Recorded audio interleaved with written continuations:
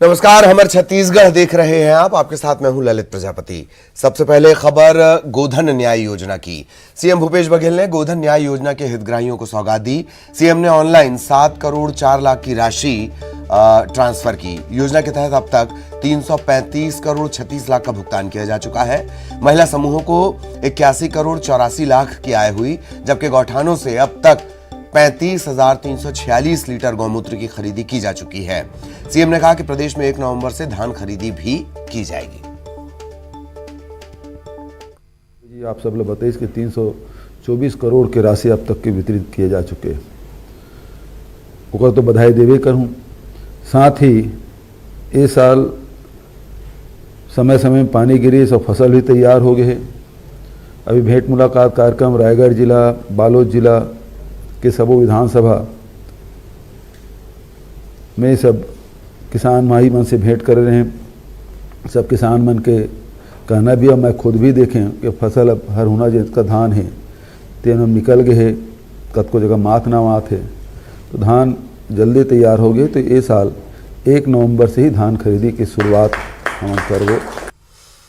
और अब रायपुर से बड़ी खबर। छत्तीसगढ़ में बड़ी प्रशासनिक सर्जरी हुई है। पुलिस विभाग में बड़ा फेरबदल हुआ। 39 एएसपी डीएसपी का तबादला हुआ है। रायपुर के शहर एएसपी भी बदले गए। अभिषेक माहेश्वरी को रायपुर एएसपी बनाया गया है। ट्रैफिक डीएसपी भी बदले गए। सतीश ठाकुर की जगह गुरजीत सिंह को कमान सौंपी गई है। एएसपी रायगढ़ लखन पटले का तबादला ज्योत्सना चौधरी को बनाया गया है। डीएसपी अजाक रायपुर, संजय ध्रुव को एएसपी रायगढ़। तो ये जिम्मेदारियां पुलिस के स्तर पर बदली है। रायपुर के शहर ASP Abhishek Maheshwari, traffic DSP Gurjeet Singh, ASP Raigarh Sanjay Dhruv, Sanjay Mahadeva ASP Durg, और संजय ध्रुव ये एएसपी रायगढ़ होंगे, जबकि संजय महादेवा ये एएसपी दुर्ग की जिम्मेदारी संभालेंगे। लखन पटले एएसपी राजनांदगांव, के पटेल एसडीओपी धमतरी।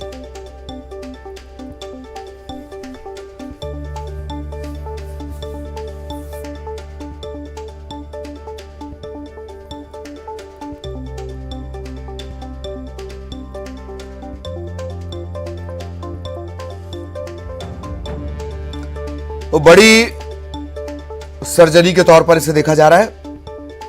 पुलिस विभाग में, सुरक्षा महकमे में बड़ा फेरबदल। कानून व्यवस्था को लेकर लगातार विपक्ष हमलावर, और उसके बीच अब पुलिस विभाग में सर्जरी की यह खबर, बड़ी खबर आई है। 39 एएसपी और डीएसपी का तबादला हुआ है। रायपुर शहर एएसपी अभिषेक माहेश्वरी एएसपी रायपुर की जिम्मेदारी। ममता हमारी सहयोगी इस वक्त हमारे साथ जुड़ी हुई हैं। ममता, कानून व्यवस्था पर लगातार विपक्ष के हमलों के बीच 39 एएसपी डीएसपी का तबादला। ममता। बिल्कुल, देखिए, और राजधानी रायपुर के भी एसपी जो है वो बदले गए, और अभिषेक माहेश्वरी को अभी ये जिम्मेदारी दी गई है। तो ये एक बड़ी बात कह सकते हैं। और पुलिस विभाग में बड़ा फेरबदल हुआ है। 39 जो एएसपी है और डीएसपी, उनका तबादला किया गया है। और रायपुर के शहर एएसपी भी बदले गए हैं। अभिषेक माहेश्वरी को अब एएसपी बनाया गया है। ट्रैफिक डीएसपी को भी बदला गया है। सतीश ठाकुर की जगह गुरजीत सिंह को ये कमान सौंपी गई है। इसके साथ ही एएसपी रायगढ़ लखन पाटले का भी तबादला हुआ है। ज्योत्सना चौधरी को उप पुलिस अधीक्षक बनाया गया है। अजाक रायपुर संजय ध्रुव एएसपी रायगढ़, संजय महादेवा को एएसपी दुर्ग, लखन पटले को एएसपी राजनांदगांव और के पटेल को एसडीओपी धमतरी जो है वो बनाया गया है। तो जाहिर तौर पर एक बड़ी सर्जरी हम इसे कह सकते हैं पुलिस विभाग में। और खासतौर पर अगर बात करें तो लगातार राजधानी रायपुर में जिस तरीके से चाकूबाजी की घटनाएं हो रही थी और अलग अलग तरह की घटनाएं सामने आ रही थी, तो उसके बाद कहीं ना कहीं इस बात को लेकर सवाल भी उठ रहे थे। और अलग अलग जगहों पर भी अगर हम बात करें तो इसको एक तरह से कह सकते हैं कि प्रशासनिक रूप से कसावट लाने के लिए भी ये पूरी जो है वो सर्जरी की गई है। चलिए, बहुत बहुत धन्यवाद आपका इस तमाम जानकारी के लिए। और सहयोगी ममता विस्तार से जानकारी दे रही थी। छत्तीसगढ़ में बड़ी पुलिस सर्जरी के तौर पर इसे देखा जा रहा है। और अब तेलंगाना से बड़ी खबर आपको बता दें। सुरक्षा बलों को बड़ी कामयाबी मिली है। नक्सल कमांडर रमन्ना की पत्नी ने सरेंडर कर दिया है। रमन्ना की पत्नी है सावित्री, इसने सरेंडर कर दिया है। बस्तर के ज्यादातर जो बड़े हमले हुए हैं उसमें ये शामिल रही है। तेलंगाना के डीजीपी के सामने इसने हथियार का रास्ता छोड़ा, समाज की मुख्य धारा को अपनाया। इसे बड़ी कामयाबी के तौर पर देखा जा रहा है। नक्सल कमांडर रमन्ना नक्सलवाद की नींव जब से रखी गई तब से मोटा मोटी आप इसे सक्रिय मान सकते हैं। बस्तर में नक्सलवाद के फैलने में बड़ी भूमिका रमन्ना की रही। उसी रमन्ना की पत्नी ने तेलंगाना डीजीपी के सामने हथियार का रास्ता छोड़ दिया।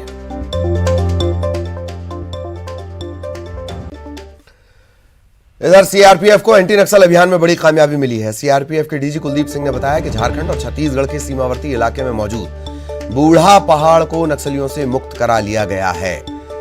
यह इलाका नक्सल बाहुल्य था, कई ऑपरेशन के बाद इससे मुक्त कराया गया है। डीजी कुलदीप सिंह ने बताया कि अप्रैल 2022 से अब तक छत्तीसगढ़ में 7 नक्सली, झारखंड में 4 और मध्य प्रदेश में 3 नक्सल ऑपरेशन हुए हैं। थंडर स्टॉर्म ये नाम दिया गया है। ऑपरेशन थंडर स्टॉर्म के तहत मारे गए हैं जो नक्सलियों की संख्या। कुल 578 माओवादियों ने आत्मसमर्पण किया है या फिर गिरफ्तार कर लिए गए हैं। सीआरपीएफ लगातार छत्तीसगढ़ समेत नक्सल प्रभावित इलाकों में ऑपरेशन तेज करते जा रही है।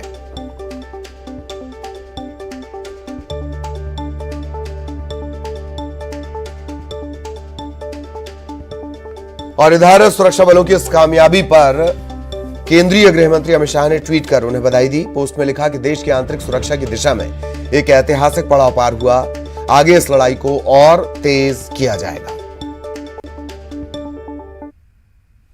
और भी आसपास के स्टेट्स में भी ऑपरेशन कंटिन्यूअस चलते रहे, जिसमें बिहार, छत्तीसगढ़, झारखंड और मध्य प्रदेश, इन चारों को एक इकाई टाइप का मान करके जो ऑपरेशन चलाए, उसमें करीब 14 माओवादियों को सुरक्षा बलों ने मार गिराया है, जिसमें 7 छत्तीसगढ़ में, 4 झारखंड में और 3 मध्य प्रदेश में। ये इस वर्ष की संख्या में बता रहा हूं, 2022 की अप्रैल के बाद से, जब से ये ऑपरेशन चलाए गए। बुरा पहाड़ का जो इलाका है, ये छत्तीसगढ़ झारखंड की अंतर्राष्ट्रीय सीमा पर स्थित है। अंतर्राज्यीय सीमा पर स्थित है। और ये पूरा बूढ़ा पहाड़ इलाका माओवादियों का पिछले 3 दशक से सुरक्षित गढ़ रहा है। इस पर अभियान चलाने की, जैसा कि मैंने बताया, बहुत कोशिशें हुई थी, लेकिन कभी सक्सेस इसमें नहीं मिली थी। इस बार इसमें सक्सेस मिली है। इसके अलावा अप्रीहेंशन और सरेंडर दोनों मिला करके बिहार में 36 लोग हुए हैं सरेंडर और अरेस्ट, छत्तीसगढ़ में 414 लोग हुए हैं, झारखंड में 110 लोग हुए हैं और मध्य प्रदेश में उसमें महाराष्ट्र में 18। तो ये कुल 578 माओवादियों की गिरफ्तारियां व सरेंडर भी हुआ है। तो ये एक बहुत बड़ी उपलब्धि है। उसी के तहत मैं आप लोगों को आज ये खुशखबरी देना चाहता था। जैसा कि आप जानते हैं, हमारे यशस्वी प्रधानमंत्री श्री नरेंद्र मोदी जी वामपंथी उग्रवाद मुक्त भारत की कल्पना को साकार करने के लिए तथा केंद्रीय गृह मंत्री श्री अमित शाह जी की जो उनके उग्रवाद के खिलाफ जीरो टॉलरेंस की नीति है, उसके तहत गृह मंत्रालय ने देश भर में वामपंथी उग्रवाद के खिलाफ निर्णायक लड़ाई को अंतिम चरण में पहुंचाने का प्रण लिया है और हम लोग उसको साकार करने में अपना कदम आगे बढ़ा रहे हैं। छत्तीसगढ़ में अगले साल विधानसभा का चुनाव होना है। इससे ठीक पहले प्रदेश की सियासत में आरक्षण की आग सुलगने लगी है। साल 2012 में राज्य सरकार के आरक्षण बढ़ाने के फैसले को हाईकोर्ट ने असंवैधानिक माना। इसके बाद बीजेपी छत्तीसगढ़ की कांग्रेस सरकार के खिलाफ मुखर है। बीजेपी के आदिवासी नेताओं का दावा है कि राज्य सरकार ने जानबूझकर केस को हल्का कर दिया। इसके चलते आदिवासियों का आरक्षण 32 से घटकर 20% हो गया। इसे लेकर बीजेपी सरकार के खिलाफ आंदोलन करने की तैयारी में है। बीजेपी के आक्रामक रुख को देखते हुए कांग्रेस ने पलटवार किया। प्रदेश कांग्रेस अध्यक्ष मोहन मरकाम ने कहा कि सत्ता में रहते हुए बीजेपी ने कोर्ट में मजबूत तर्क पेश नहीं किए। इसके चलते अदालत में सरकार का पक्ष कमजोर हुआ। उन्होंने कहा कि ननकी राम कंवर की अध्यक्षता में बनी कमेटी की रिपोर्ट भी हाईकोर्ट के सामने नहीं रखी गई। मरकाम ने निशाना साधा कि बीजेपी की नीयत में ही खोट है।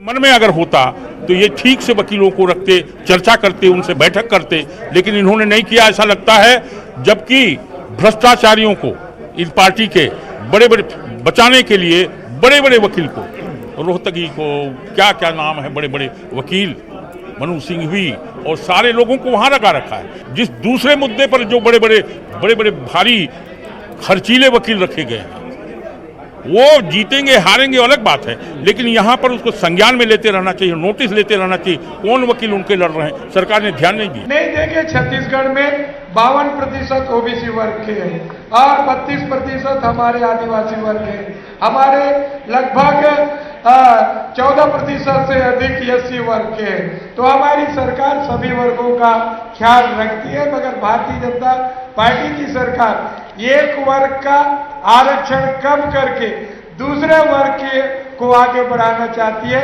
तो भारतीय जनता पार्टी के नियत में ऑलरेडी पहले से खोट था, जो जिसके कारण तर्कसंगत उन्होंने कोई बात हाई कोर्ट में अपनी बात नहीं रखी। और 2023 विधानसभा चुनाव के लिए बीजेपी के मिशन बस्तर की शुरुआत हो चुकी है। 5 दिनों के बस्तर दौरे पर बीजेपी के प्रदेश अध्यक्ष अरुण साव और नेता प्रतिपक्ष नारायण चंदेल जगदलपुर पहुंचे। दोनों कार्यकर्ताओं को रिचार्ज करेंगे। बीजेपी नेताओं के इस दौरे पर आबकारी मंत्री कवासी लखमा ने निशाना भी साधा। प्रतिपक्ष का ये नया बने हैं दोनों संगू मंगू, प्रदेश अध्यक्ष, प्रतिपक्ष का नेता। उनका पार्टी का आंदोलन मामला है, सौगात करने में माला पहनने के लिए आए होंगे, उनको मेरा कुछ नहीं कहना है। लेकिन प्रदेश अध्यक्ष भी बिलासपुर संभाग से, प्रतिपक्ष भी बिलासपुर संभाग से। ये कभी इन लोग आए थे क्या? उत्साह कभी देखा था क्या यहाँ बस्तर में? इसको कौन जानता है? ये उसका चश्मा ठीक नहीं होगा। उसका अच्छा डॉक्टर के पास मैं सलाह देता हूँ तो चश्मा जांच करे। अंबिकापुर का मेडिकल कॉलेज अस्पताल अपने कारनामों के लिए हमेशा सुर्खियों में बना रहता है। अस्पताल में इस बार नर्सों की बड़ी लापरवाही सामने आई है। नवजात को बी पॉजिटिव की जगह ओ पॉजिटिव ब्लड चढ़ा दिया गया। दूसरे दिन और ब्लड की जब जरूरत पड़ी, परिजनों को एक बार फिर पर्ची देकर ब्लड लाने के लिए कहा गया। लेकिन जब परिजनों ने देखा बी पॉजिटिव तो उनके होश उड़ गए। इसके बाद उन्होंने अस्पताल प्रबंधन पर लापरवाही के आरोप लगाए। वहीं मेडिकल कॉलेज अस्पताल के अधीक्षक लखन सिंह को मामले की जानकारी मिली। उन्होंने तत्काल 3 सदस्यों की टीम बनाकर 3 दिन में जांच रिपोर्ट सौंपने के निर्देश दिए हैं।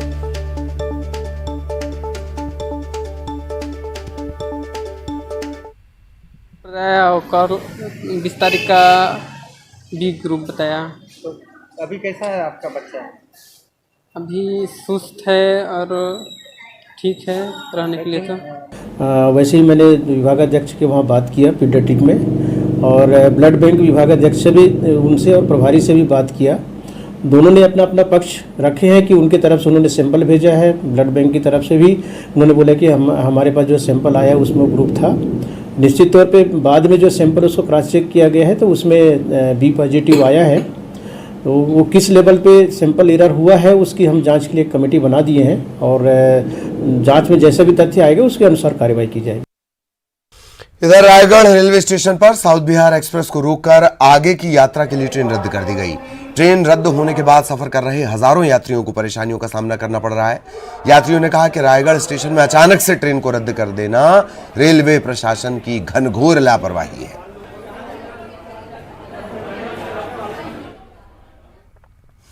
इधर ट्रेन के लगातार रद्द होने और छोटे स्टेशन पर स्टॉपेज शुरू करने की मांग को लेकर एक बार फिर बिलासपुर के जीएम कार्यालय का घेराव किया गया।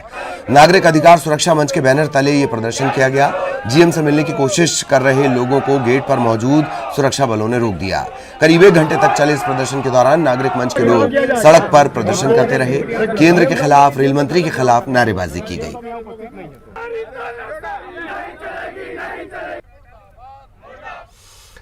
इधर धमतरी के छाती गांव में 12वीं की छात्रा ने स्कूल में ही आत्महत्या की कोशिश की। बताया जा रहा है कि स्कूल में प्रार्थना के दौरान छात्रा कोई जहरीली दवा निकालकर खाने लगी। दूसरी छात्राओं ने उसे रोकने की कोशिश की। इसके बावजूद वो थोड़ा सा जहरीला पदार्थ उसने खा लिया। उसकी हालत बिगड़ने लगी। फौरन उसे स्थानीय स्वास्थ्य केंद्र भेजा गया, फिर धमतरी जिला अस्पताल रेफर कर दिया गया। डॉक्टर्स का कहना है कि उसकी हालत में सुधार हो रहा है।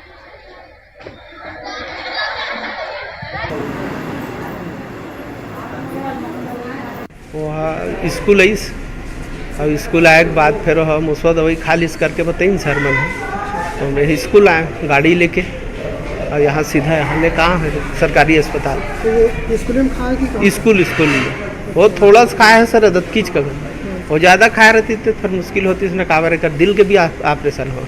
खाने के बाद एडमिट कराए हैं, अभी उसका पेट स्टमक वॉश कर रहे हैं, उसका ट्रीटमेंट जारी है। थोड़ा थोड़ा धीरे धीरे स्थिति में सुधार आ रहा है। इलाज उसका युद्ध स्तर में जारी है, बचाने की पूरी कोशिश की जा रही है। और अब खबर जशपुर से। यहां पत्थलगांव विकासखंड के ग्राम पंचायत लुडेंग के सरपंच सचिव पर घोटाले के आरोप लगे हैं। ग्रामीणों और जनप्रतिनिधियों का कहना है कि सचिव ने 14वें और 15वें वित्त की राशि निकालकर निर्माण कार्य नहीं कराया। सचिव पर राशि बंदरबाट करने के आरोप लगे हैं। प्रतिनिधियों का कहना है कि जब भी पंचायत की बैठक में इस बारे में सचिव से जवाब मांगा जाता है, वो गोलमोल जवाब देते हैं। शिकायत के बाद जनपद सीईओ ने मामले में जांच की बात कही है। आरोप ये है कि जो भी काम किए हैं उसमें काम से अधिक राशि निकाला गया है और किसी भी कार्य का मूल्यांकन नहीं कराया गया है, टीएस नहीं कराया गया है और बिना पूछे कार्य कराया गया है। ऐसा कुछ नहीं है, जैसे बैठक हो रहा था काम के विषय में चर्चा होकर हम लोग काम कर रहे थे, तो 60% पेमेंट हुआ है। ऐसा नहीं है, ये तो सिस्टम से काम होता है, शासन के गाइडलाइन के हिसाब से काम कर रहे हैं। सारा तो पंचायत बॉडी के अनुसार काम हुआ है। उप सरपंच भी साथ थे, सरपंच भी साथ थे, दुरुपयोग नहीं हुआ। एस्टीमेट बना है, 60% राशि भुगतान हुआ।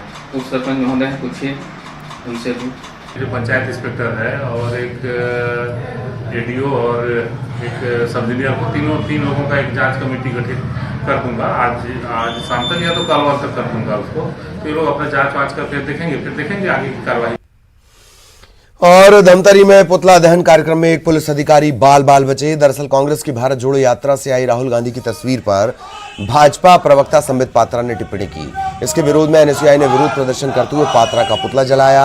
आग ज्यादा न फैले इसीलिए मौके पर तैनात जो पुलिस अधिकारी थे वो आग बुझाने लगे और इसी दौरान आग उनके जूते और कपड़ों में लगने लगी।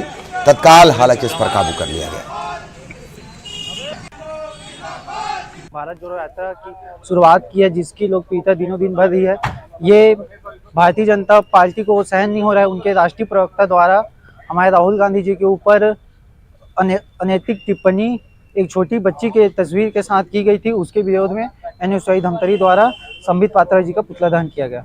आज तत्कालिक तौर पे आधा घंटा पहले एनएसयूआई द्वारा गांधी मैदान में पुतला दहन करने की जानकारी दी गई थी, जिसके लिए हमारी बल लगी थी। मैं स्वयं था, तो हम आग बुझाने के दौरान हेड कांस्टेबल के जूते में आग पकड़ लिया था, जिसको बुझा लिया गया। किसी प्रकार का किसी को कोई नुकसान नहीं हुआ है। और कोरबा में न्यूज 18 की खबर का असर हुआ। डिंगपुर में बने 4 करोड़ की लागत से बने कल्चरल भवन की खबर प्रमुखता से दिखाने के बाद प्रशासन एक्टिव हुआ है। संज्ञान लेते हुए कलेक्टर संजीव झा ने भवन में सख्ती बढ़ाने के निर्देश दिए हैं। इसके बाद भवन के द्वार पर एक नोटिस चस्पा किया गया है। अनाधिकृत व्यक्तियों के प्रवेश पर कार्रवाई की बात लिखी गई है। पहले यह भवन चोरों और शराबियों का अड्डा बन गया था।